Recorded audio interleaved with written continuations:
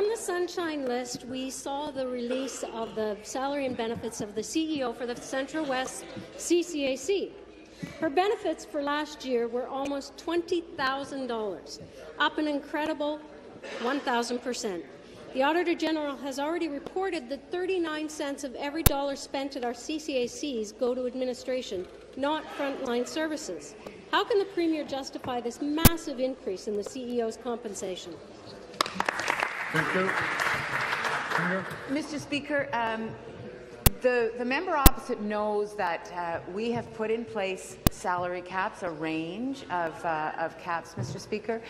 She also knows that where there are situations where the comparators that have been used, and I don't know the details of this specific situation. I'm sure the President of the Treasury Board will be able to speak to it in the supplementary. But, Mr. Speaker, the member opposite knows that where the comparators that have been used are not reasonable, then we will push back on that and ask for a review of those. But, Mr. Speaker, we have put those caps in place for very good reason, and those ranges need to be respected, Mr. Speaker. Thank you. Supplementary. Well, clearly the caps aren't working. Back to the Premier. After the Auditor General's scathing report, the Minister of Health wrote a letter to all CCACs telling them, and I quote, not to enhance compensation or entitlements for non-union and management staff in any way, including wages, benefits, bonuses, and termination provisions.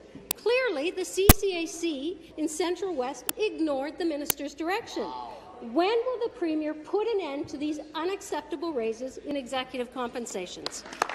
Thank you. President of the Treasury Board. Premier, President of the Treasury Board. All right, thank you. I think I can't comment on the particular individual. I can't comment on. Member from Dufferin-Caledon is warned.